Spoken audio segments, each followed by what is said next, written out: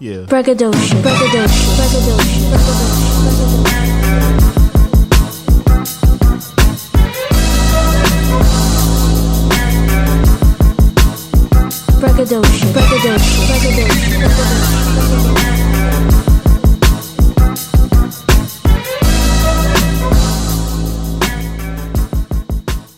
Yo, it's your boy Boomy Trill Figure, Diamond Against the Hill Figure. Is another episode of the Braggadocio Show. We on episode 7. Yeah, 7, my boy. We on 7. We on 7. You know what I'm saying? I got your other boy in here. Yeah, it's your boy Nino. What's up, y'all? What's up? You know what I'm saying? On the side of me. And guess what? We got another guest, another hard-hitting episode. And this time we're trying to educate you in the business, or let's say side hustle for right now. Side hustle sector of the world that you're missing in your mind right now. And I got my girl right here. What's your name? Shantae. Okay, Shantae. Yep. Okay, so what's the deal today? How your day going? It's going good. Everything is good. My still is tied. So that pissed me off. You say your steel? My Steelers. What is that? Oh, she's talking about Pittsburgh. Oh, you watch football? I'm a Steelers fan. Oh, okay. That's why I had to push it back because I was watching the game. Oh, okay. That's what's up. Just know I don't watch sports. So don't ask me about nothing with sports. I know we nothing. gonna leave it right there. I mean, it's cool. He probably knows something about some sports, but I am lost when it comes to sports, basketball, all that. I know a little bit. Now I gotta put a little bit. If it ain't track and field, I'm not fucking with it. You know what I'm saying? So yeah, other than that, my day been cool. Okay, that's good. So I know you your side hustles in the Airbnb section, and or is it Airbnb? I don't know. I feel like I'm saying it wrong. Airbnb. So how your side hustle go in that sector? Like, I want to know just a rundown how you got started and what made you get started. Okay, so how I got started was very, very simple. I was living at home, and right. The pandemic. Oh, you got that pandemic money. Okay. Yeah. No PPP though. No PPP. Oh, okay. About to say, like, you was out here doing SBA, PPP, banning them, huh? None of that. But so I was living at home with my mom, and I wanted to move out, but I really liked living rent free, and so my own. Who doesn't live in rent? Like right, rent free was like I could travel, I could save, I could do whatever I wanted to do. Basically, I didn't have no responsibilities, but I needed to move, and so the only thing that crossed my mind was how can I live rent free, and the Airbnb was like I knew people who was doing it, and they said it was paying their rent and the rent at the Airbnb, and I said, oh, that's cool. So that was my only goal, was to pay the rent there and quote unquote live rent free. And so ever since then, I had that goal in mind, and I researched on how to get started and went from there. It took off. Okay, so so how long did your research process take? Because I like that intrigues me. I love the little rent free. I know you love the little rent free. So how long was your research process? Was it like what I'm asking is like, did you watch a bunch of YouTube videos? Did you take a course? Did you get information from friends? Like how that work? All of the above. So what I first started doing was watching YouTube videos, and the YouTube videos, and actually there was this podcast, and there was a girl on this podcast, and she talked about her Airbnb business, and I was like, oh, okay, this is really dope. Everybody's making it sound super, super simple. And after watching a few YouTube videos for about like 3 weeks or so, I reached out to some people who I knew in Houston who were doing it, and it just turned out that they were offering a class. And so I took a class with them. And after I took the class, I hit somebody else up because I still wasn't sure. So I hit somebody else up who did it, and I was like, let me take you to lunch and you tell me the game. And so I took somebody to lunch, and they kind of told me the ins and outs. And so now I had it from 3 different angles, and I was like, at this point, I'm just scared. I got the money, I got everything, so I just need to start. And so then I just went from there. Okay, so you had the fear of like just getting started. Let's say it's fear of getting started. Absolutely, because I was like, okay, if this does not work, this is gonna suck. Okay, so you didn't have a plan B. This was the A, and that was it. Yep. So my plan B was, if this doesn't work, I'm just gonna move in, because I still need to move. Yeah. So, and I have a job, and I could afford the rent. So if it didn't work, I was just gonna live there.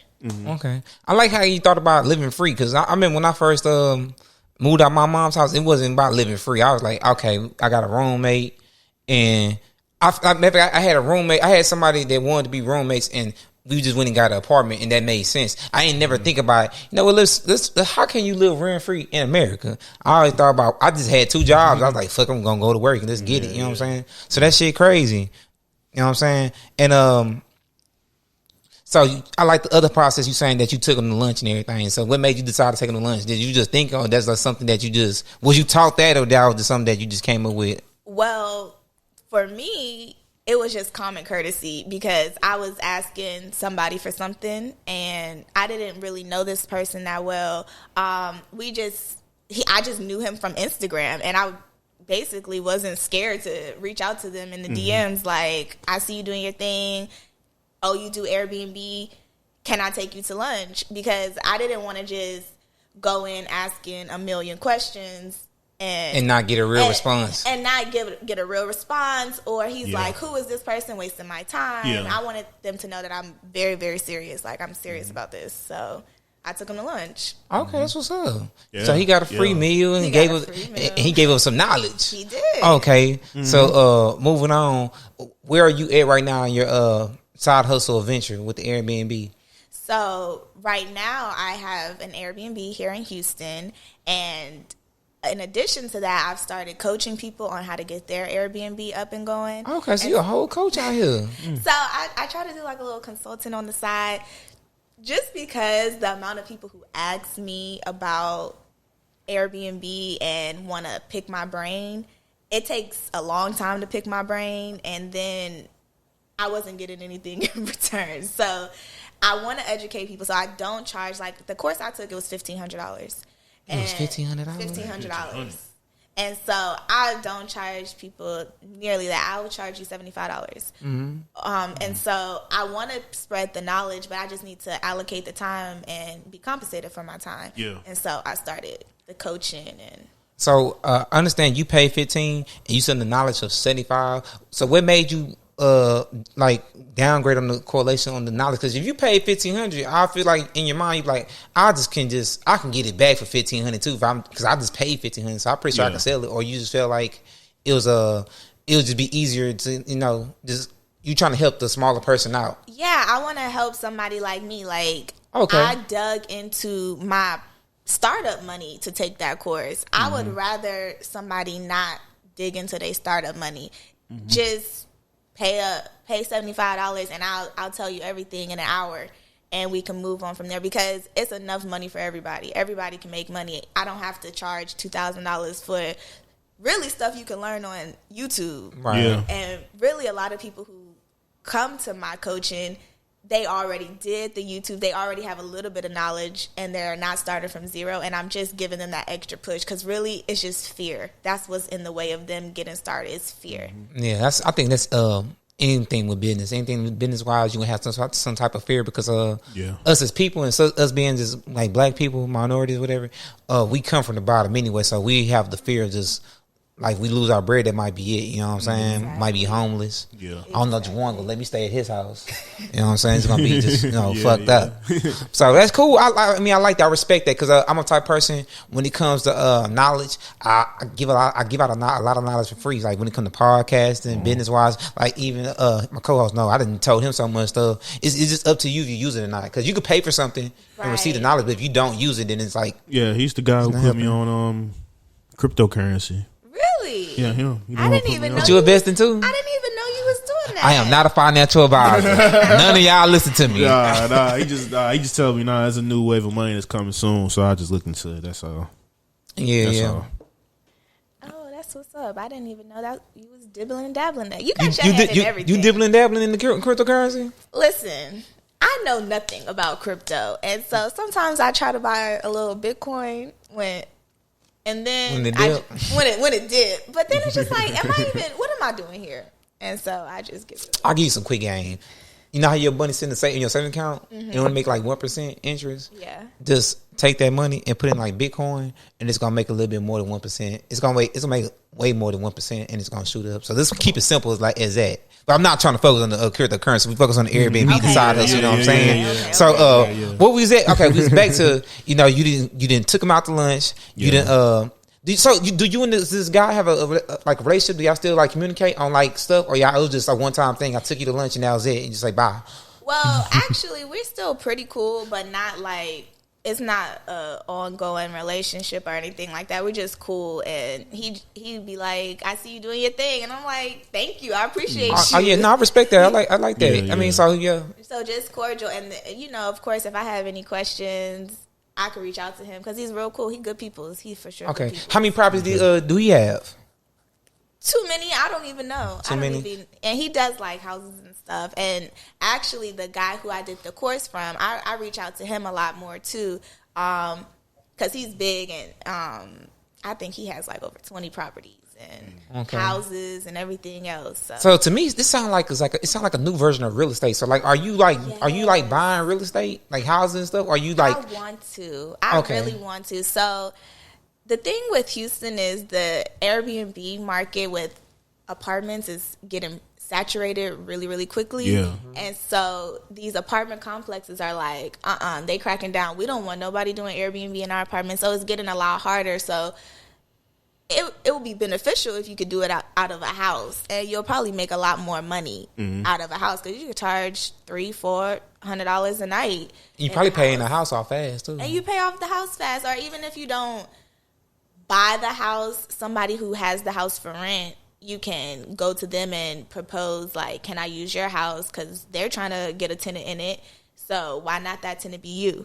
And so you could propose to them, I'll give you your first month's rent. I'll give you your last month's rent if you allow me to do short-term rentals. And you don't necessarily have to say Airbnb. You could just say, this is my business model. This is my business plan. I do rental arbitrage. I do short-term rentals. Or you could say I do long-term rentals, and you have guests that stay from like 4 to 9 weeks or however long. So when you talk to a landlord, it's a little bit different because you got to make it seem beneficial to them. But with the corporate application, it's just a straight shooter application. Okay, so give me I guess the difference between, because we don't really know that. So I know you said you talking to homeowners. Yeah. Then you talking to apartment complexes. Correct. So give me let's start the apartment complex. If I was new coming into the Airbnb space, how do I approach a apartment complex and get a space? So what you want to do is you want to ask them if they are currently accepting corporate leases or corporate lease applications. And disclaimer, just because they say they accept corporate leasing applications doesn't mean that they allow Airbnb, but that is the safest way to protect your business and yourself if you do it through a corporate lease application. Like, you don't want to just go to your apartment complex and apply under your name and say, I'm just getting an apartment for myself, and then put it on Airbnb and end up getting evicted, because that's what will happen. So that can happen. So like, yeah. So it's like me standing in this space right here. They can actually be like, oh, we see people coming in and out, yes. and they can get me evicted. And that can get you evicted. That's crazy. I ain't know that. I got cousins. I got hella cousins. Yeah. So if they suspect that you're doing Airbnb or anything, you could get evicted if it's in your name and you haven't disclosed to the apartment complex what you're doing. And so have it put in your lease or something like that. So what I did was I went to the apartment complex. I called them and I said, hey, do you guys accept corporate leasing to a million different apartments in the area? And they were like, yeah. And so I would ask them to send over the corporate lease application, because when I first started, I didn't have any business credit. I didn't have anything. I had just got an LLC and said, this is what I'm going to do.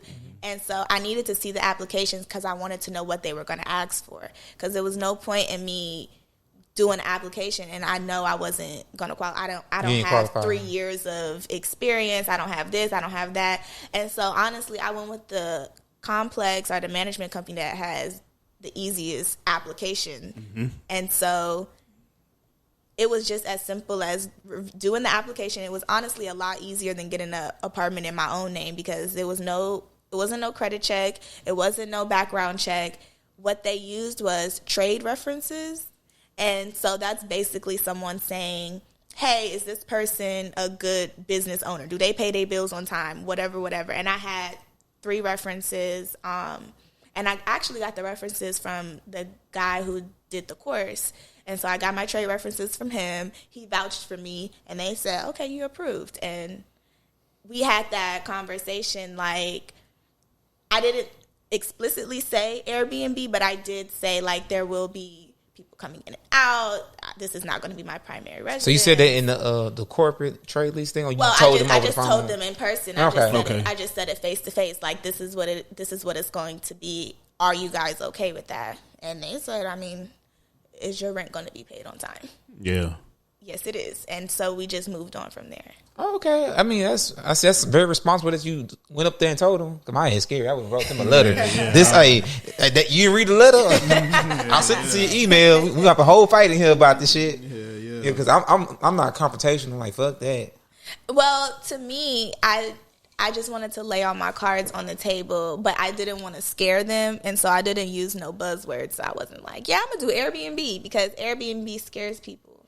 Oh, really? I didn't think that was a dangerous word. It sounds fun to me. Don't nobody want you doing Airbnb out there apartment complex. Okay. Yeah, that is true. But what your apartment complex selling drugs all around here and shit?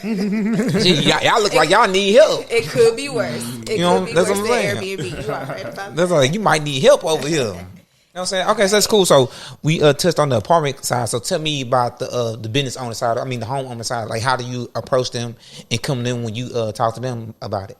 So you could like filter out one of these like apartment search engines or for rent engines like Redfin or something like that, and you can do for rent by owner versus the property management companies. And when you do for rent by owner, you can reach out to the people personally. So you can literally just ask them, like, a phone call or email or anything. Like, literally, it's just as simple as asking, like, would you be okay with this? Like, sell yourself and make it beneficial to them, because there's no reason why they wouldn't allow it if you come to them as professionally as possible and you tell them, like, your goal is to make your money back, and I'm going to make you your money back. And even, let's say they charge $2,000, you might say, I'll throw you $2,300 if you let me do this, or I'll throw you $2,500, because you're going to make your money back. And so you kind of get a gauge or a feel for who the person is that you're talking to,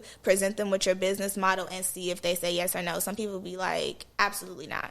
And some people will have rules. And some people might say, well, I want the first month's rent, I want the last month's rent, and I want a $1,500 security deposit. So it just depends on who the person is and what their goals are, and how you approach them. It's really how you reach out to them. And so I've reached out to a few people about getting into their like townhouses and stuff, and it hasn't been unsuccessful. It's just me making that leap, because I already have my one going, and so I kind of have that fear that this one's going so good, I want to do nothing else, add to it, because that might, only God knows what's going to happen with that one. But I just need to get over it. And yeah, you got to expand, because I got to expand. You didn't already did the I got to expand. But when I'm hearing, you already did the jump. So since you already in it, ain't no else to run. You got to keep pushing. You got to find different avenues, because I already know how that can be. Just once you get that spot and get real comfortable, it's like you go back to zero. So you got to just keep pushing through that. And I'm lost. Well, you have to remember my goal. So my goal was just to pay my rent. Yeah, And so, and you overpaid your rent, didn't you? Yes, and so now I'm like, well, that was my goal. My goal wasn't to be a Airbnb super entrepreneur or anything like that, but why not? Because don't they have ranking systems in Airbnb? Like yes. So like, just tell me about that. How the ranking system going? Like, how that works? So right now I'm a super host. I've been a super host for a while. Oh, you a super host? I try to take really good care of my apartment. I got my first bad review, so I'm kind of sad about it. But what was the bad review? It can't be that bad. If you got your first, it was terrible. She went in on me. She went in, and the crazy part about it is, start filming your ass up. What did she? She wrote a 5-page essay. Wait, no, hold on here. You did your job, right? I did. It was prepared, right? It was. What did she complain about? She wrote a 5-page essay on you. Yeah. Let's hear about this, about the Airbnb. Mm-hmm. She complained about literally everything. She complained. She said the bed was uncomfortable. She said, this is very bad publicity for my Airbnb, though. No, it's not bad publicity because, like, you've been doing this, what? This is what, 2021?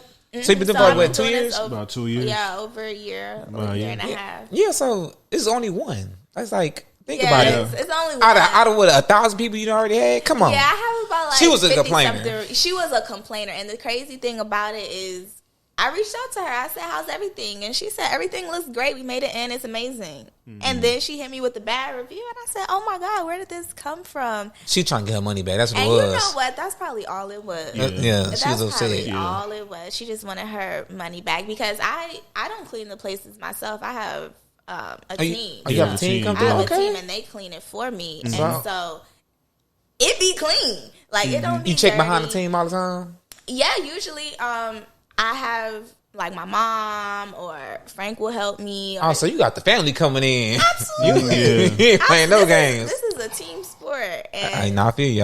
At first, I was able to be a lot more hands-on, but when I started going back to work and going back into the office and working full-time, I couldn't be as hands-on. I couldn't be cleaning the unit on a Tuesday at 3 p.m. I got to go to work. So I got a team, and so they helped me out a lot. Yeah. So, like, okay, I want to backtrack a little bit. So what's your OT? I know you told me your goal was like to get more unit and expand. So do you still want to continue to work and do the Airbnb stuff? Or are you trying to get the Airbnb to a spot to where you don't really have to work and you can focus on other business ventures?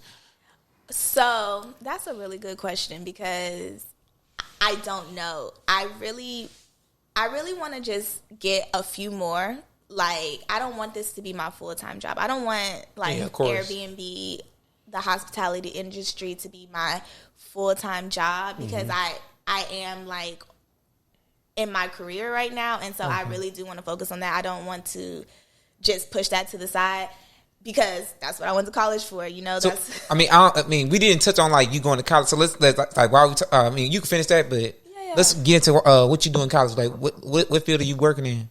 Oh, so I went to TSU, and so I went there for. We went there too. Yeah, we went there. Yeah, I went for health administration. Okay. That's what's up. And so now that's what I do. I'm a project manager at a hospital, and so I am working in my field. I feel like I'm working my way up, so I don't want to give it all away for Airbnb, but Airbnb is super lucrative. Oh yeah, like it's super lucrative, and so I feel like Airbnb don't give me no benefits. I don't get no health. I don't get no insurance. I don't get nothing from them, and so I just want to keep that money and let it stack and keep it like that and keep my job. Okay, no, that's cool. That's cool. Cause I know a lot of business people that do that. They keep their regular job for all the benefits, but they have they side hustle booming. That's cool. That's great. So we talked about the apartments. We talked about the homeowners. So let's go into like a question,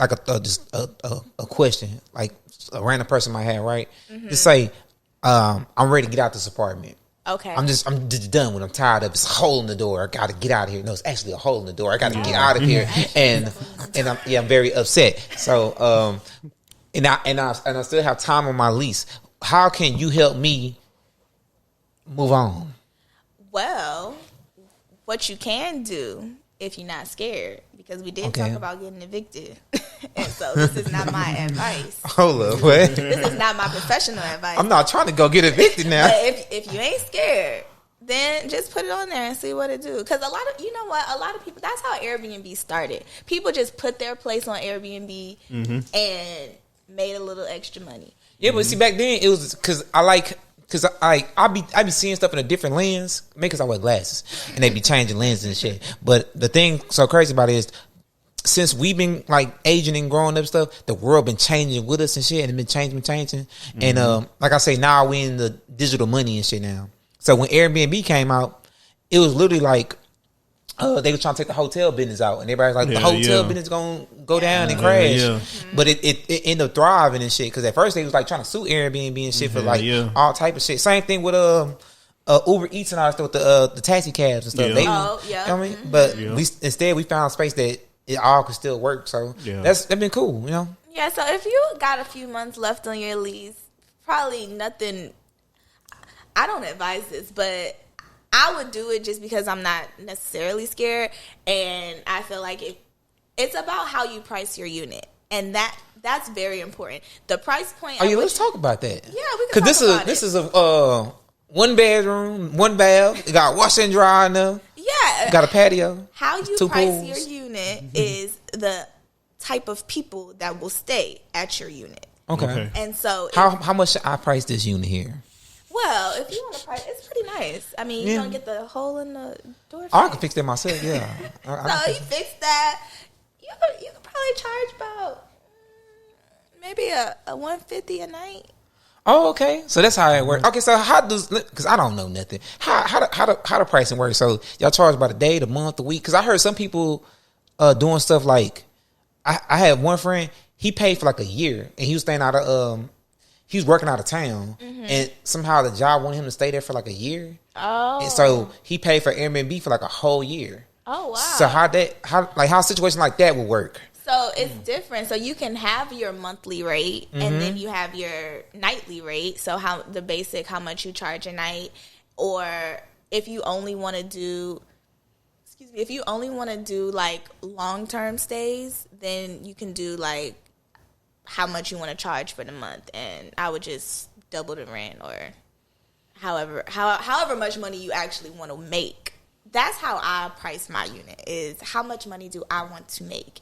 Because if I know, like I said, I'm trying to pay my rent. So if I know my rent, where I lay my head, is going to run me $1,500 a month, I need to be making $1,500 in profit from my Airbnb, and then some. Because what if I want to get my nails done or something? All so right. I want to get a little something else. So let's just say I want to make $2,000 in profit every month. I have to price my unit accordingly, and that's a lot of money to make off of one unit by yourself.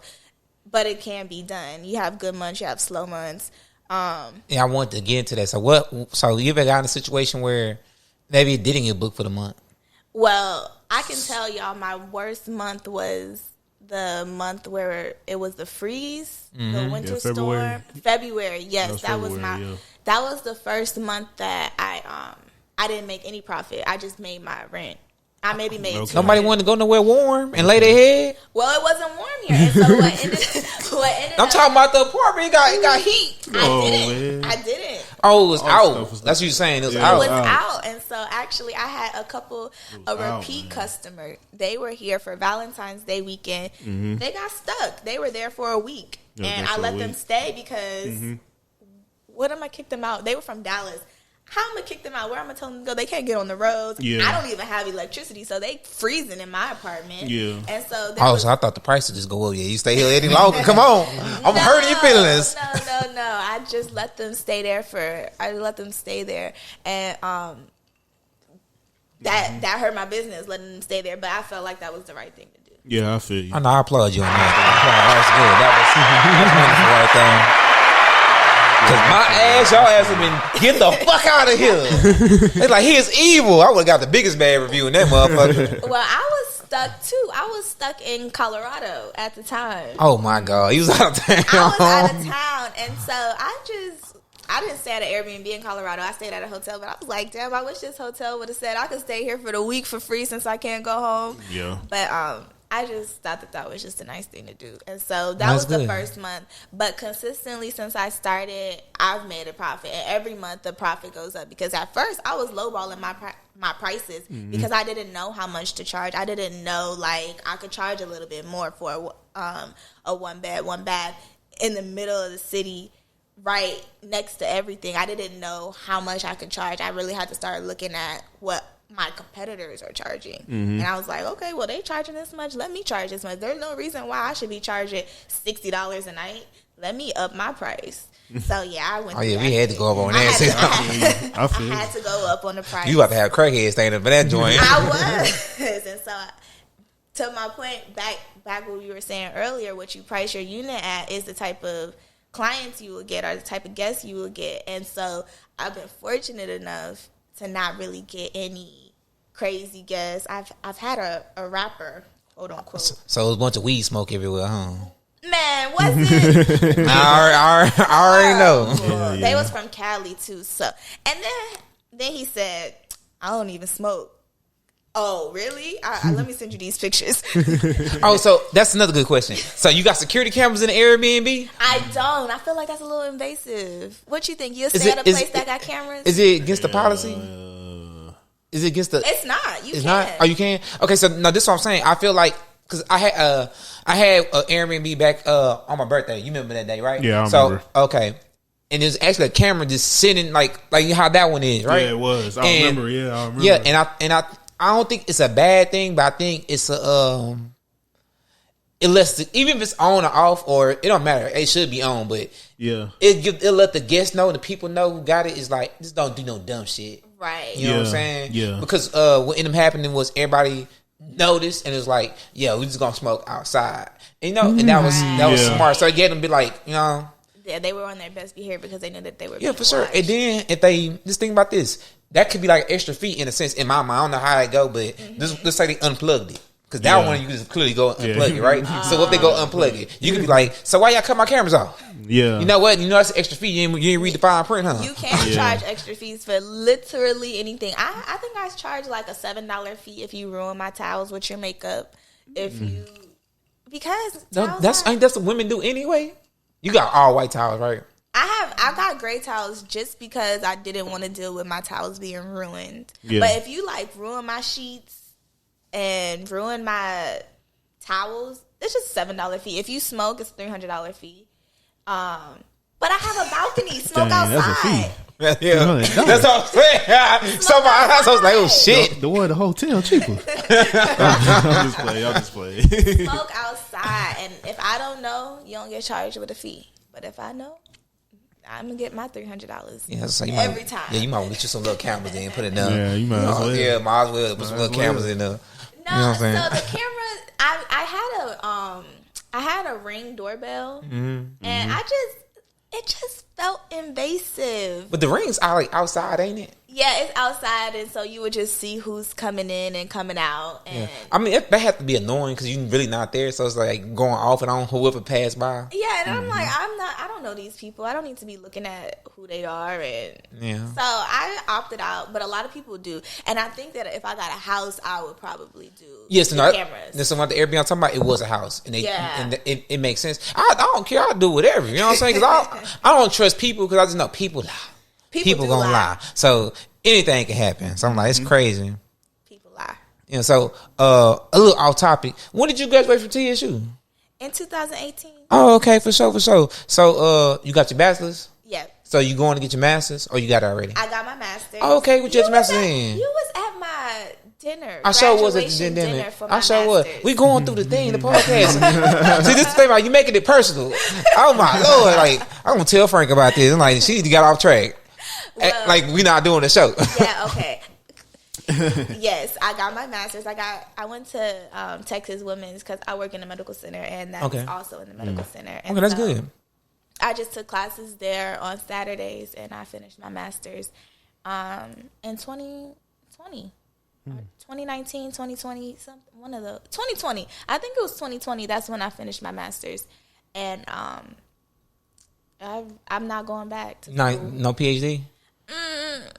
You done with school? I'm done with school. Going back to school. I'm not going. Well, if I find PhDs are like doctorate programs are really like. I feel like you have to be passionate about what you're doing because you're going to be doing it for a long time. For a long time. And I just want to know if I'm going back to school for 5-6 more years, I need to know I'm passionate about it. And I'm not passionate about nothing enough to go to school for 5 more years right now. So. Oh, no, for sure. The degree we got is the hustle degree. It's straight hustling. Yeah, so if you ain't hustling, you ain't grinding. Yeah. Okay. You know what I'm saying? What did y'all go to school for? Oh, communications. Yeah, communications. Radio, television, and film. Hence the setup. Hence the podcast. Oh, you got a whole production company. Yeah. Like you need videos done, photography done. You need a DJ. You need a producer. All that beat you heard, he made that. Yeah, I did. All that. Yeah, okay. He do intro and outro music. You need wedding music. He got all that. You know, he do it all. That's dope. For sure. That's super dope. You need bounce music. He the bounce king. He got all that.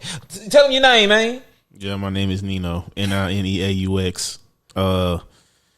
It's YouTube. I think the YouTube the same, but I might be wrong. I don't know. Just look it up on YouTube. For sure. You know what I mean? Welcome to the realm. That's it. So the spelling of your name, is that a Louisiana thing? Yeah. You don't see it? I thought You don't see it? Yeah, I mean, what? It's a side story, man. You don't see it? I do not. He not a regular black. You don't see it? I do not. He looks regular black to me. Guess what he is? Black. What you ain't gonna guess? I think he's black. He's Creole. Yeah, he called me about this all the time. You spicy black. Wow. Basically, yeah. Okay. So back to Airbnb and stuff. So we had a little off guard topics and stuff. So let's throw another wild one in there. So I'm gonna get let's set this. Let's say we talked about I didn't want my apartment. And you said I should go lease it myself. What do you do if somebody come to you and say, "Hey, I really don't want my apartment no more. I'm stuck in it. I'm trying to go out of town or something." Like, what do you do? Would you take it off of them? I would. Okay, even if it's in their name. So okay, this is what I'm asking. What is the process if you have an apartment in somebody else's name and they want to give it to you, or they want to just make an arrangement with you? How would that work? Really, it depends on what that person is comfortable with. And so, let's say is me and you, and you don't want to live in this apartment no more. If you're comfortable, you can give it to me. I'll take it, and you don't have to change anything legally. It'll still be in your name, and I'll just make sure you don't get evicted or anything like that. Or you could do it the right way, which is transferring over the lease to somebody else, transferring it over to somebody else's name, and you have to work with your apartment complex, but I would definitely take it. I'll take anybody's apartment off their hand. If it's nice, if it's in a good area, all that sort of stuff, I would definitely take it. Okay. Because it's already, it's easy. Half the work is already done. The hardest thing about getting started with Airbnb is getting in the space. Is getting in the space. Mm-hmm. That's literally the hardest thing about it, especially because so many people are doing it now, and people are coming to Houston that don't even live in Houston, and they're buying 3, 4, 5, 6 units. Sound like real companies on the phone. Real companies. And so what is your company name? I mean, I didn't mean to cut you off. What's the company name? So my company's name is 1030 Enterprise. Oh, that's live. 1030 Enterprise. And almost sound like Gucci Man shit. 1030. Yeah, 1030. It's my birthday. And so okay. My birthday is 1030. And so I ran with it. 1030 Enterprise, make it sound fancy. Okay, that's cool. No, that's lit. Because most entertainment companies is like goofy, like I can say goofy. That's not goofy. It's like off brand like that. You know what I'm talking about? I know you talking like, about. You know, bro. I know you talking what's about. John Travolta shit? The Band of Thieves? Yeah. It's something band or something. No, that's he's talking like about production company. No, it's not John Travolta. It's Quentin Tarantino. A band apart. Yeah, Band Apart. I didn't want mine to be so specific to what I was doing because I really want to do different things. Like I'm trying to get into Turo. I'm trying to get a daiquiri shop. I'm trying to get a lot of stuff going. I'm trying to do the Turo stuff too. Because I'm trying to use the car I got. But I didn't live in the ghetto, some stuff that happened to the car, so I kind of got to figure some stuff out real quick. But while we on that, what's your LLC name? TRN Records. Yeah, you got a record label and stuff. Yeah. My shit is the Purple Bodega. Yeah. So, Bodega. Grocery store. What does that The mean Purple to you? Why Bodega. purple? Why purple? That's my secret business. Oh. The Purple Bodega. Purple Bodega. No, I'm just sorry. I try to do like you, make it universal because I do so many fashion sites. Because like I say, me and him work together a lot on video, music production, podcasting, all type of stuff. Mm-hmm. So like I say, if you need us for anything, we got it. Like DJ and all that stuff. You need a DJ for a wedding, got it all. What about taking pictures for the Airbnb? Because I got you. I've been told you that. Yeah, professional pictures are very important. I heard about that, and you need me, I'm here. If you need my assistant, he is here too. Yeah. And if you need his assistant, he is here too. Yeah. You know what I'm saying? So like for shit show, I could take professional pictures. We got the cameras and everything in the back. You know what I'm saying? Not those cameras, but there's some more cameras in the back. Yeah, because that's a lot of people get Airbnb. They take pictures with their phone, and you know what? The quality of iPhone pictures, it's up. It's not too bad. It's not too bad. Yeah. But having that higher quality pictures will set your place apart because you want to do something that a lot of people ain't do. You want to put in that little extra effort. No, I got you. I can make it spicy because I know a long time ago. I don't know if the Airbnb space do this, but do y'all do 3D walkthroughs of y'all spaces? No, but I wonder if they're going to start doing that. Airbnb changes all the time. They have all these different updates that I cannot keep up with. They send y'all emails and stuff about the updates and all that? Mm-hmm. Oh, okay, so during since you've been in the game, how many updates have it been? One that comes to mind is automatic messaging. To automatically respond to, like, let's say... Oh, the guest, so I feel like I'm talking to you, but you really at work. Because I never responded. So that's one of the big ones, because I remember when I first started, I used a third-party company, and I was paying for them to send automatic messages for me. Mm-hmm. But now Airbnb does that. They have their automatic messaging system. That's cool. So let's say you a couple bucks. Mm-hmm. It's good. It's good. Because third parties, you always used to be like the elite, and then the popular be like, all right. Yeah. I think that Airbnb, like you said, it's all right. The third party, it was very like, it was tailored to that. Yeah, because it was specific. Yeah, exactly. It was very, very specific, and it already had like the templates, and like Airbnb, they don't have the templates of what you could say. So when I did mine, I didn't have to think about what I want to say. It gave me directions to 123 Apple Street, and I was like, okay, just plug in my street here. And so the third party, it's called Host Tools. If anybody wants to use that. Okay, yeah, cool. So, throw some gifts out there for people. It's called Host Tools. That's the one I used to use. Okay, so that was really good. But yeah, definitely doesn't. So what about do you allow people to have like parties and stuff? Do you get them type of messages? You know what messages I get the most are underage kids asking me if they can book if they're under 18. And I sadly tell them no. Because why you can't do it at your mama house? What's going on? And so... Yeah, that is kind of odd. You must got them rich kids, because I would never think about getting on Airbnb.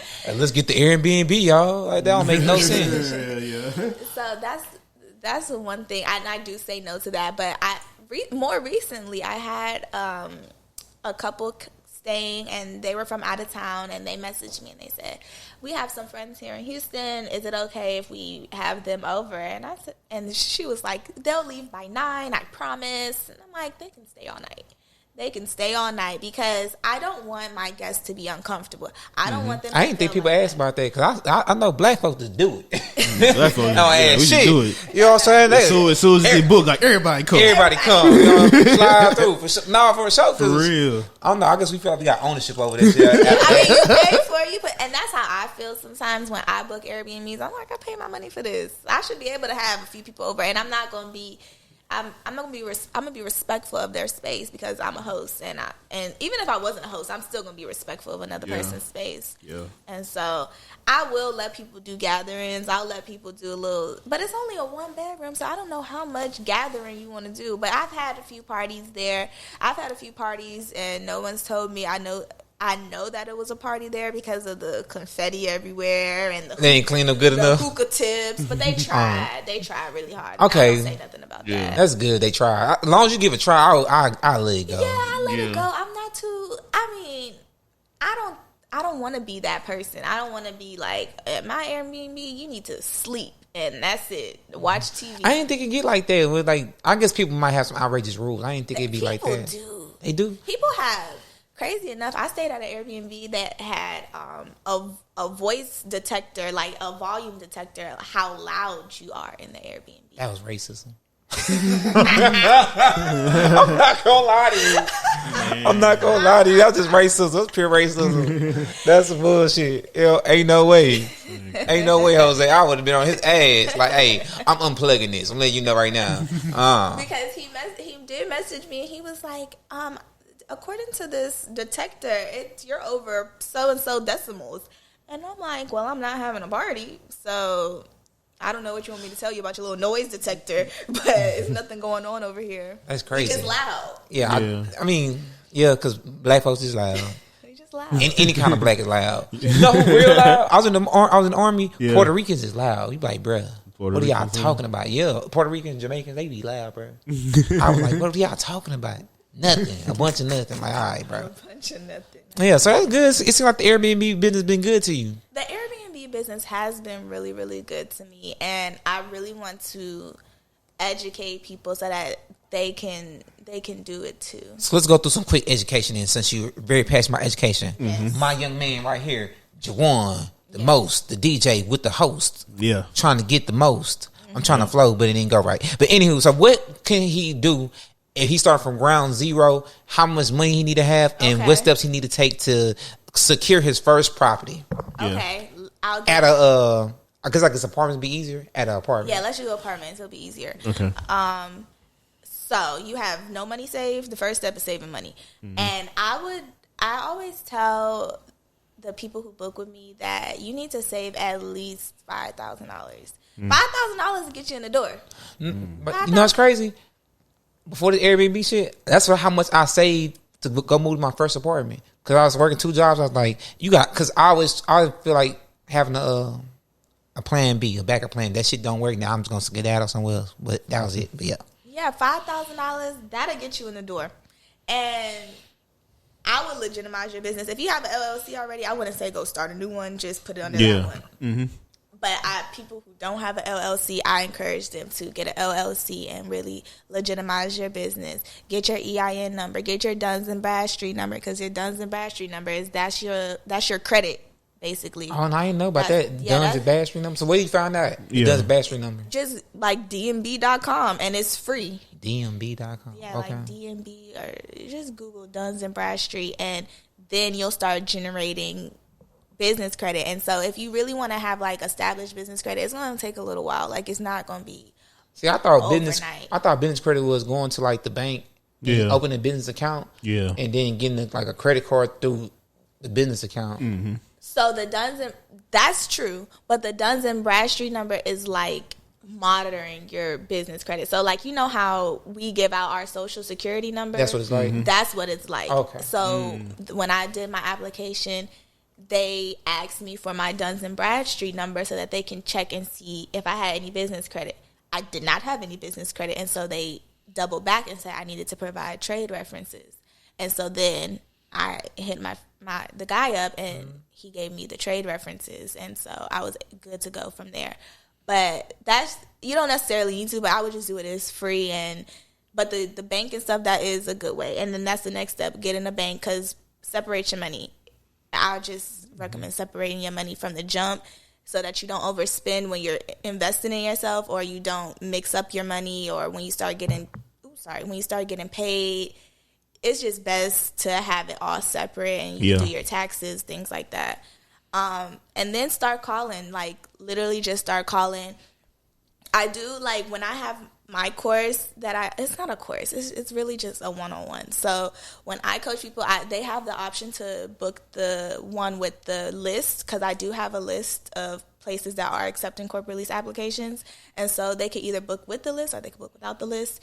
And if you book with the list, then I give you the places, and you just start calling them and say, if you like them, call them.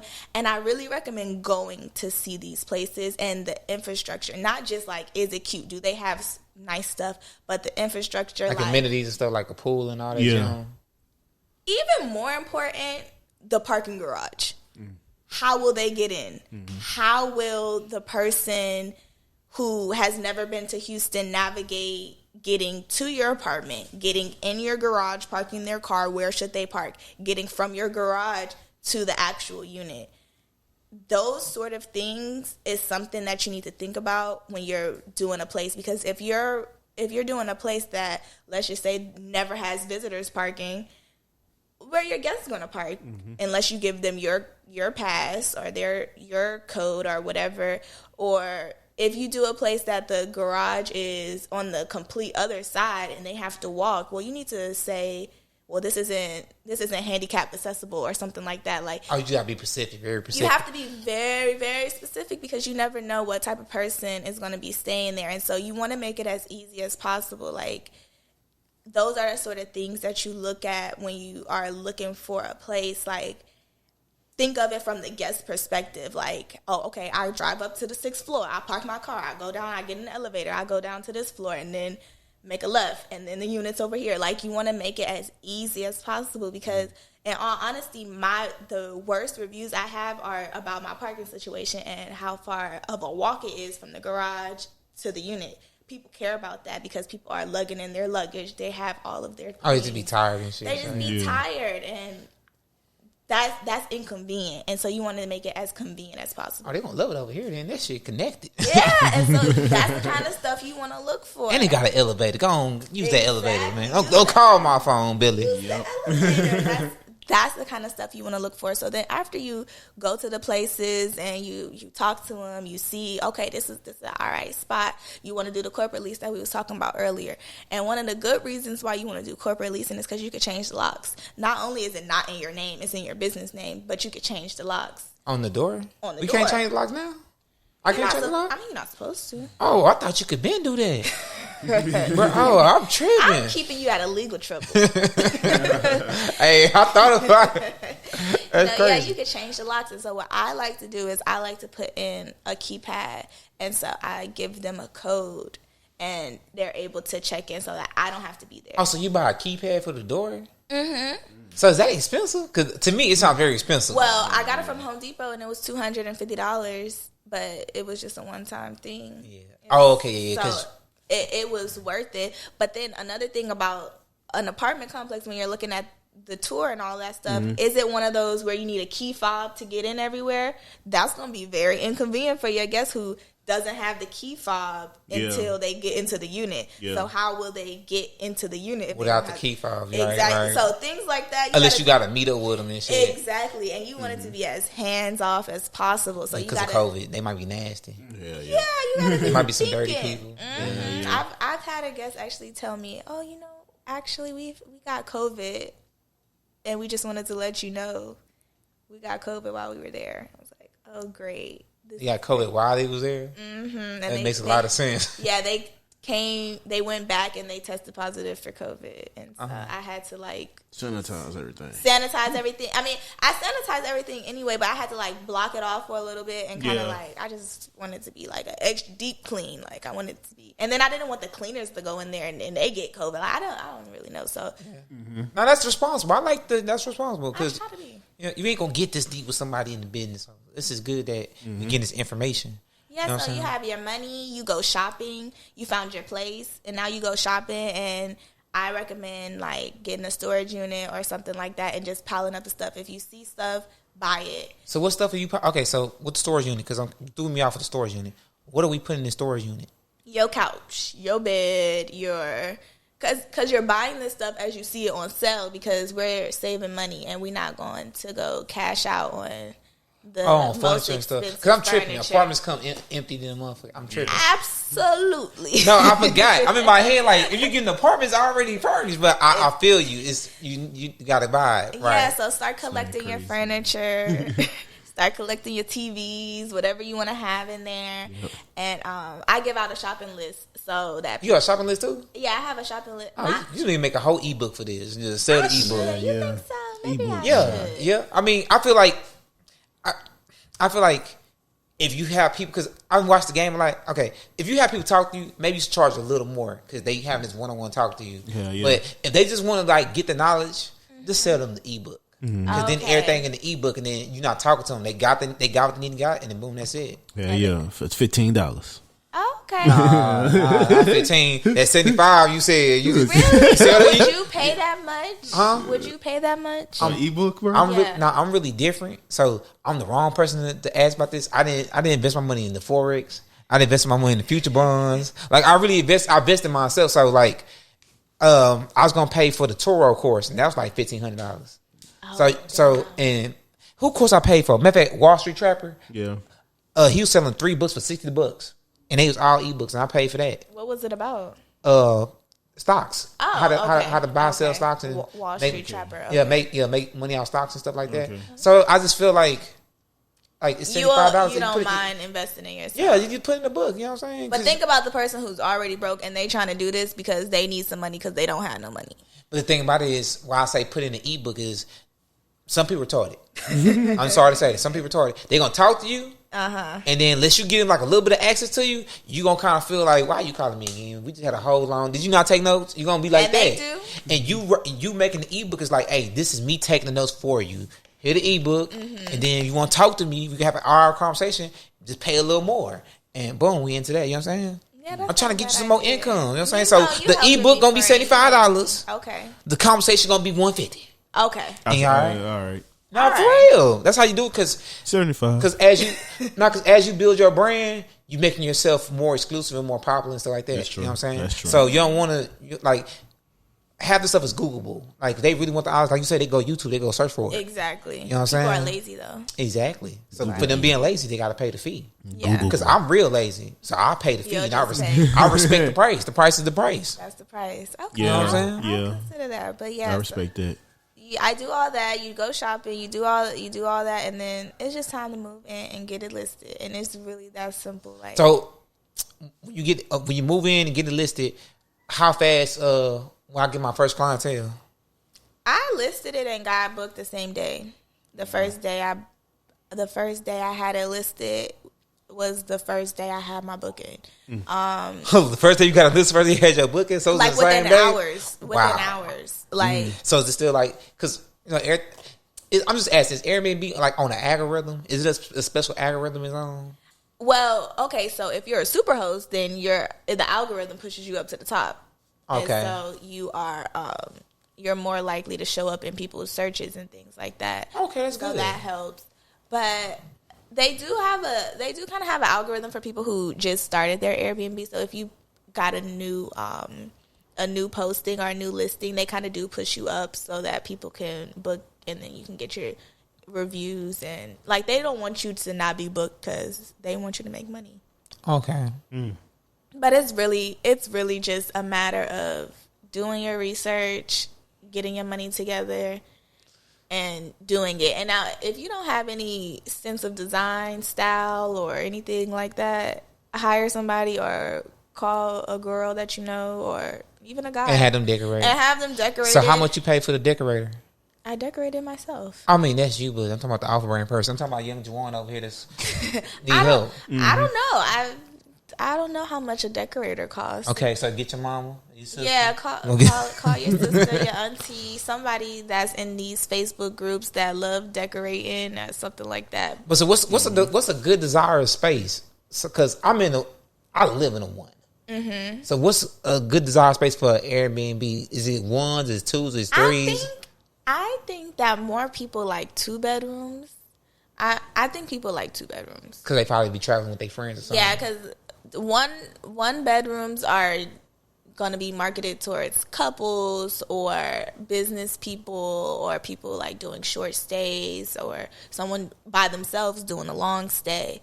But 2 bedrooms is a little bit more versatile. So I think like if I get my next one, I think I'll do 2 bedrooms, 2 baths. Okay, so this one is a one? Okay. This is a 1-1. Oh, okay. So next one too. So what's your estimated time for you to get the second one? Before the year is over. Oh, okay. I've been procrastinating. It's gonna be another apartment, or you shooting for a house this time? I was shooting for a house, but I have this stuff sitting in storage because I have all the furniture and I have like everything already bought. And the only thing I need to buy is a mattress. And so at this point, I am wasting money on a storage unit because a storage unit is sitting full of furniture. And I just need to sign a lease somewhere and get it going. Yeah, so you can pay for itself. Yeah, because I'm procrastinating. Stop procrastinating. I'm procrastinating. Yeah. I'm doing a terrible job. I'm procrastinating. Okay, that's good. But I feel like I have more to lose now because when I was at home, I didn't have no rent. I didn't have no bills. And my plan was, if it didn't work, I was just going to move in there. Now. Okay, so what you got to lose? Okay, let's ask. Let me ask this question. Right, when you started, right? Because you might have said it, maybe I missed it. I don't know, but you got the Airbnb. Mm-hmm. How long took you to move out of your family's house? Because did you get the Airbnb first? 3 months. Okay, so you got the Airbnb first. Yep. And then you got your a location for yourself. Mm-hmm. 3 months later. 3 months later. Okay. All right. So it took 3 months to get the Airbnb. No, the Airbnb was like, how long did it take to start to finish? Get it? Probably took about like a month and a half. Okay, maybe. so you got it in a month, and then after 3 months, then I moved. Oh, and got your own spot. Mm-hmm. So it sounds like it's real lucrative. Cause so you got in 1 month, and 3 months later you got your own spot. That sounds like it's pretty good. It's really, really lucrative. It's super lucrative. I recommend anybody to do it. So like, what's the everyday responsibilities that you got to do when you just starting off? What's like the everyday responsibilities you got to get at? That's an excellent question. Mm-hmm. The everyday responsibilities is you really want to make it your goal to not have to do anything every day. That should be your main goal. And so basically with your guests, you really want to have everything laid out and precise and specific as possible and detailed as possible so that they're not asking you a million questions. But the day-to-day would be coordinating with your cleaners, coordinating with your team, coordinating with your maintenance at your apartment to, okay, I know I'm going to have nobody staying within these next 3 days. Anything that, like right now, I need to get my ice machine fixed in the refrigerator. And so the apartment you had to go in there and complex, fix it? yeah, so you have to coordinate, okay, I have a space, I have a gap, let me go and have maintenance come. Let me organize when my cleaners are going to come, and let me restock, because that's something else that you need to do. Them paper towels don't get in there by themselves. My cleaner doesn't bring them, so I need to go make sure that I got towels, I have toilet paper, I have Q-tips and little. So basically your spot is fully furnished with everything like kitchenware, all that stuff. Yeah, I need to make sure I have coffee because people love their coffee, so I need to make sure that you got a Keurig in there. I do. Everybody got a Keurig. I was like, damn. Definitely, I gotta make sure that my place is fully stocked, and that's like the day to day. But I wouldn't necessarily say it's every day, because every day you're just managing. You're managing your bookings, your requests, your reservations, the people that are there, and it's just whatever they need. But if you're super detailed, people won't need as much. Okay, so how it is? Because I know you said you went to Colorado with it, right? Mm-hmm. How is it when you're not in town to watch over your businesses? It's scary. It's scary. It's very scary. So you were scared to go on like vacation and stuff when you was doing it? Absolutely, because I was very nervous that right now I live 10 minutes away from my Airbnb. So if anybody ever needs anything, I can be there. You can actually show up. And so not being there is a little like nerve-wracking, but you just gotta know that you did everything. And what I try to do is, like, if I have a guest checking in, that's when I try to be the most available, because that's when they'll have the most questions, is when they're checking in. Like, oh my God, I can't find it. Okay, well, did you pay attention? But anyways, the making sure that they get checked in, because from there they don't really have too many questions unless they're like, where are the extra sheets or something like that. Oh, you keep extra sheets in there? Because I have a pull-out couch. Oh, okay. And so that I could fit more people in there. Oh, that makes sense. Oh, pull-out couch. So I say 4. I say I could fit 4 people in my Airbnb. So, okay, that's cool. So, yeah, more people, more money. More people, more money. Facts. But yeah, it's very, very simple. It's very, very straightforward. The day-to-day it's not gruesome at all. Just managing your calendar. One thing I do like to stay on top of is, like, how much I'm pricing it. So, like, slower times, I'll price it a little lower. But summertime... Oh, so it changes around the year. It changes so what's summertime look like? It's booming? Summertime is booming. Business booming. People come to Houston like it's a vacation spot. People come to Houston like it's Tulum.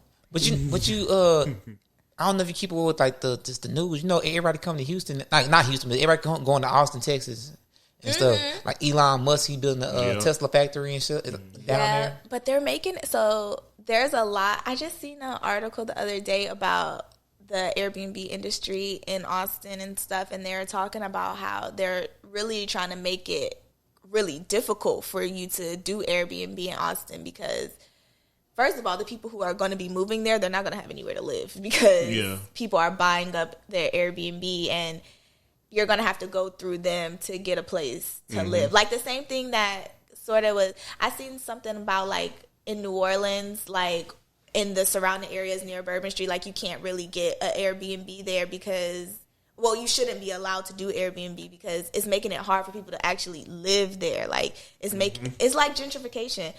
That's like the downside of Airbnb. You go up and you buy up the entire third ward, and now you can only get an Airbnb there, but you can't actually live there. That's not necessarily good for the community.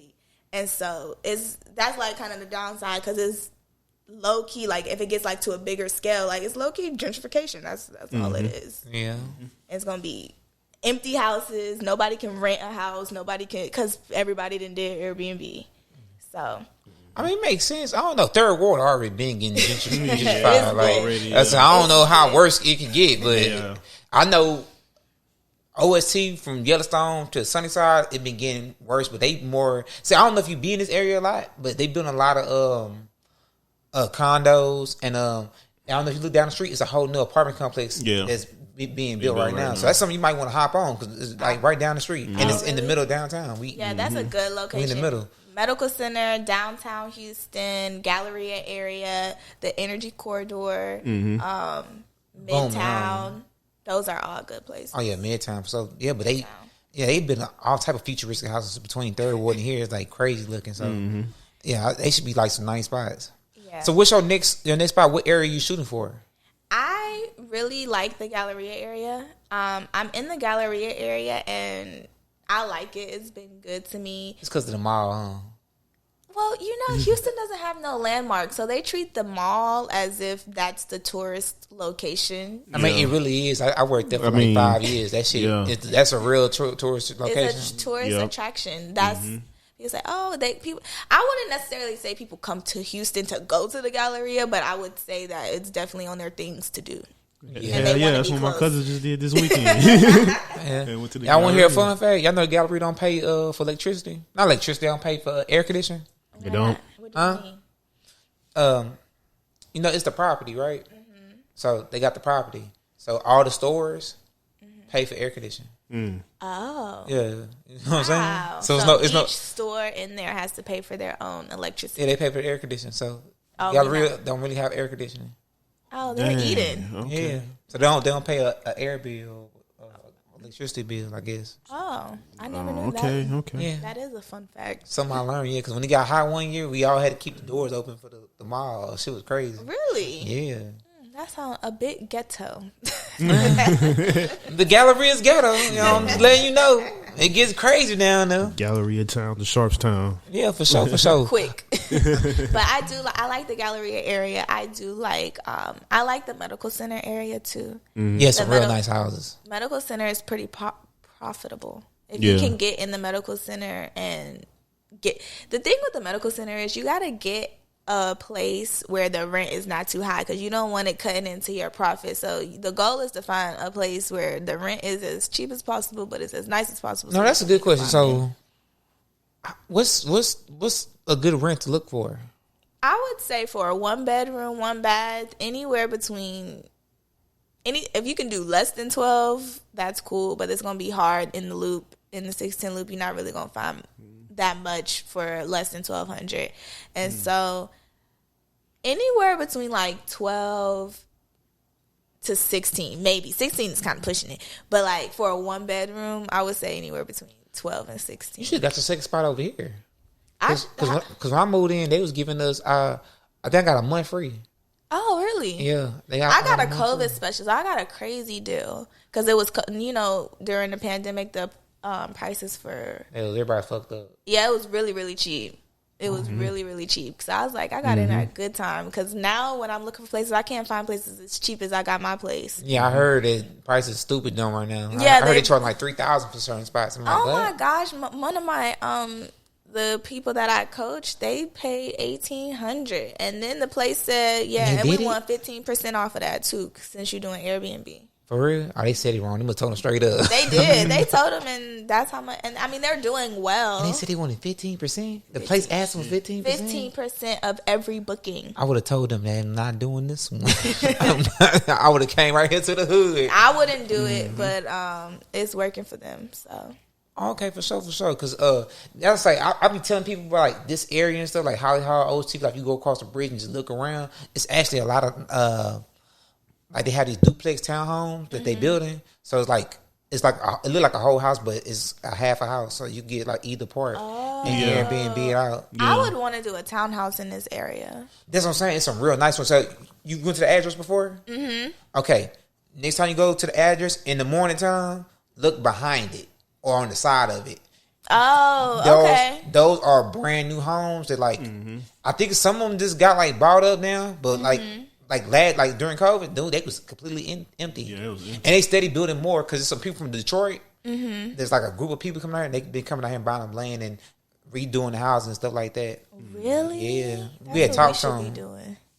Yeah, but I've been telling about us black people need to come together and work as a team. It's the capital. Getting the capital to do things. But if you have business credit, then you could leverage your business credit and get lines of credit, and you don't have to use your money. Because I was about to start Turo. I got approved for $75,000 loan to start Turo, just off of business credit, you know? And so once you leverage your business credit, then you don't have to like save up. You don't got to be like, let me save for 10 years. And in 10 years, would you even have saved? How much would you have saved in 10 years? So not long. I worked at FedEx for like 2. I'm just at 5,000. I'm just at 5,000, and that's the 401k account. That's not even just like money in your pocket, right? And so if you leverage your credit, because that's what other folks is doing. That's what the white folks been doing for. Can I say that? Yeah, the Caucasians. Yeah, the Caucasians. But no, for sure. That girl no, say Caucasian. You saying white folks? Boy, I'm sorry. God damn, you good? I like them too. They cool people. They ain't do me no wrong. Just okay. Yeah, they didn't do no wrong, but yeah.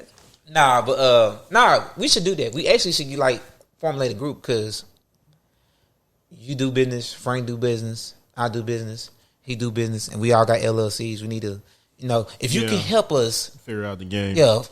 Do like that. Let's work. I'm in a crazy Facebook group where they are just selling houses. They're selling fully furnished Airbnbs for Airbnb. So if we could get a group together, we could put a down payment on one of these houses, because they're selling them every day. Like, it's like, hey, we're selling our short-term rental, and they want the cash so that they can get something bigger, or they can do something else, or whatever, buy their own home, or whatever. They're selling it for a million different reasons. But people are selling their entire Airbnb units. They're giving you how much money they've made. I just don't have no money to put my money together with to buy one of these houses and start using it, because they're not cheap, because they know you're gonna make a profit. So they're not. Yeah, they're not lowballing it. Yeah. They're not lowballing it. Because really you paying. It's like in the vending machine game. We do vending machines. It's pretty much like you paying for we call them routes. Because like in the vending machine game, you could pay for a whole route, and like the whole route, they'll tell you how much the whole route make. So it'll be like a big number. Okay. But it's the same thing I'm saying. It's just you can just pay for the whole route. So in your case, if you buy the house, then you set. It's like, and you're set. And so why would you low? Like they pretty much give you the game. So like, and they don't lowball it at all. But then they're like, and it comes with a team. So you can even buy one out of state, because it come with a team. Some of these people are selling their cleaners. They're selling their everything, everything. And I stay on that group because I'm not there yet, but I will be one day, and I'm ready. When I get it, I'm ready to cash out. By this year, this year for stuff. Okay, so what is your what's the ideal number of properties you want to have? 5. 5. Okay. 5 will do it for me. And why 5? Okay. Because I think that when you get into more than 5, it's like it really requires a lot of your attention, your focus, your time, and like so with 5, you can still work and manage. I still want to do my business. Now, somebody might say you could do way more than 5 and still have your job or whatever, but I feel like I would be comfortable. Like, since I'll do it by myself, I feel like I'll be comfortable with 5, and that should be good. I could be going on to the next thing. Okay. Yeah, I feel you. So you want to have 5 apartments, or you want to have 5 homes? A mix. Okay, that's cool. Mix. That's cool. And I really, really like, if I'm being ambitious, I really want to do like a treehouse, like, because what's a treehouse? Like an experience, like a treehouse, and people will go and stay in a treehouse, like in the middle of the woods. You talking about an actual treehouse? I'm talking about. I was lost. Yeah, you ever seen that little Chris video with Saturday?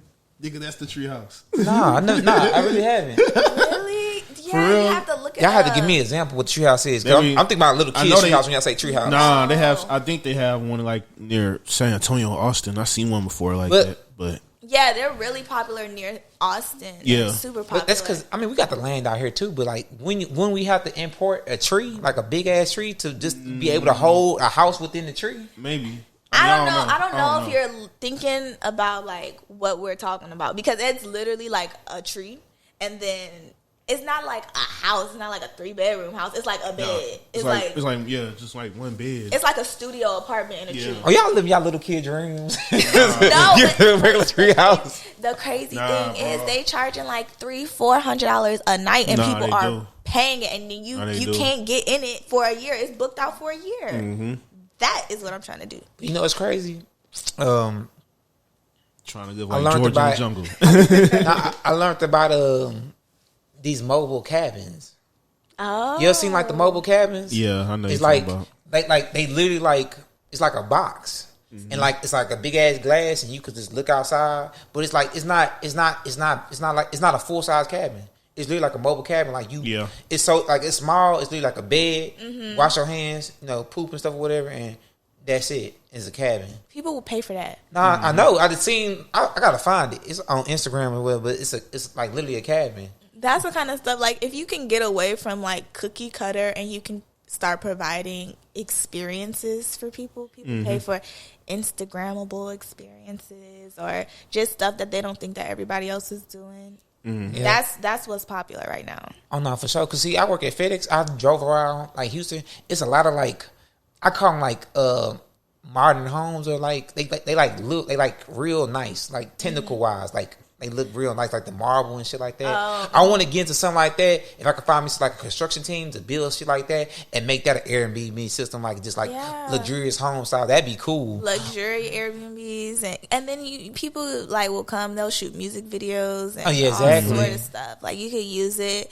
You can use it for a multitude of things. So. Oh yeah, that's what I want to get to. Have some props have some location properties for like just the film and stuff, and just like when we doing stuff like this, we be in different locations. Yeah, right. I think I told one of the people that when I was applying for Airbnb, I was like, "Oh yeah, people come here for cooking shows. Ain't nobody doing no cooking show in my apartment," but that's just what I thought of because that could be a thing. Like people do film cooking shows in apartments. I'm not for sure. No, because it's possible. I know a lot of people in the field we in. They do rent spaces for like just stuff. Because people need stuff for stuff. Content creators need stuff. Man, you heard about that stuff, man? The content creators actually got a house, and they all live in the house and make content. Really, I never heard of it. Yeah, where they at in LA? Because that sounds like some LA stuff. The one I watched was on New York Times. They was in Atlanta. So a lot of the black content house. I mean, a lot of black folks we watch on social media, they in this content house. Yeah. Like a lot of the younger ones, not the older ones, but a lot of the younger ones are in this house. Cool. Yeah, it's different. I never thought about that. So it's like a mansion type house. So I don't know if they're renting it or they own it, but it's a lot of them to stay in the house. I'm pretty sure they Airbnb in it. Let me not say I'm pretty sure they Airbnb. They probably paid for it. You think they outright paid for a place that they wouldn't be staying in? They partially rented it. They probably partially rented it. Yeah. Because you can't have that many people creating content, man. Y'all not doing nothing. Yeah, but it's really to bring them all together so they can make more content and steady make content. When you bring people together, that's what we have to do. Like we can't be. When I say we, I mean black people. Like we can't be afraid to come together and build together. Yeah, but there's a lot of mistrust in the black community. No, for sure. It really is, and you gotta know who it's like I say, you give out a lot of free knowledge. I done gave out a lot of free knowledge. And you can lead the people to water, but you can't force them to drink. That's true. You know what I'm saying? Lead the horse to the water. Yeah, so it's like you gotta catch it early. If you see they not doing it, just be like, all right, bro, wash my hands with this because I know where you're going with it. Yeah. So for sure. So we should do that. We should get together and I know people that's interested in doing that too, like being a part of a team. Oh yeah, for sure. I'm definitely interested. Yeah, go download the Discord, make the Discord. I'm ready. Just whatever. You know what I mean? For sure. Because all I need to know is how to get the business credit. And once that happens, we should. Yeah, and I can definitely tell you about a few different ways to start building up your business credit just off of what I learned. And just one thing that I do right now to help build my business credit is I use the Shell Fleet Card, and that's how I pay for my gas. So it's designated for people who have fleets of cars. Or so you get your tour on early. You was already getting it on. Yeah, but I just use it to pay for my gas. And, okay. And I just slowly but surely, I just pay that credit card off on time and use it for my oil changes and stuff like that. Okay. Very simple. But yeah, there's plenty of different ways to build your business credit. getting lines of credit, applying for business credit cards, all sort of stuff.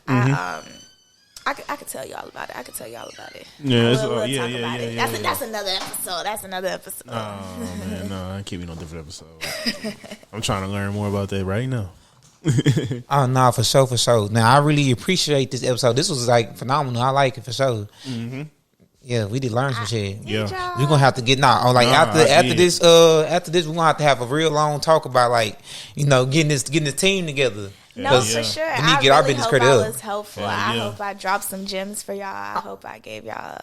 Oh no, I'm not for sure. I'm hoping people find you, and this can lead them to bring you more businesses. Because no, you got it. Yeah, well, you can follow me on Instagram. Oh yeah. Let's run down that. What's your Instagram? What's all your social media platforms that we can find you on? You can follow me on Instagram at Lashante _ and you can add my TikTok because I'm really trying to get popping on TikTok. So you can add me on TikTok at 1030BNB.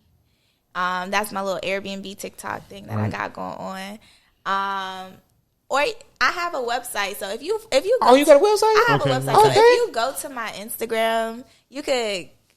I didn't buy my domain, so just go to my Instagram, click the link in my bio, and then that's where you can see like the coaching and all that, like the different prices, the calendar, and pretty much everything I have to offer. Okay, we gotta remember you're a super host, so I am a super host. You're giving us luxury. I am a super You know what I'm saying? You was being real on this podcast, so we know we getting the game for sure. So I'm being real. I really want everybody to win. It's a lot of money. Oh no, for sure. Hey, you got to lead the way, like you said. You was being lazy. Hey, it's about to be 2022. Before the year end, you got to at least get another spot. Yeah, because by the end of 2022, I want you to be at that 5. We got to get the 5. Yeah, we got to get the 5. Y'all right. For sure. Because once you get the 5, then you can help Frank, help me, then help him. Like my friend, we trying to live rent free too. Yeah, I am struggling. Just remember that's the goal. Rent free. Don't get this apartment confused. I am struggling. That's a 50-inch TV. That is small. I need better. It's a dog back there. Really? It's literally a dog back there. We living bad. Where your doggy at? It's back there. Okay. Yeah, you did. So I'm glad you came on. Thank you, Lashante. This is episode 7. I believe. Yeah, 7. Yeah, we kind of keep asking.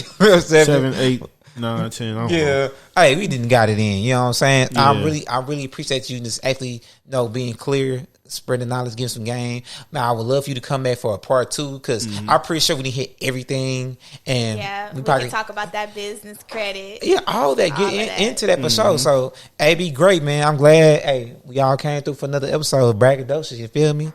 Hey, catch y'all on another one. Braggadocious. Braggadocious.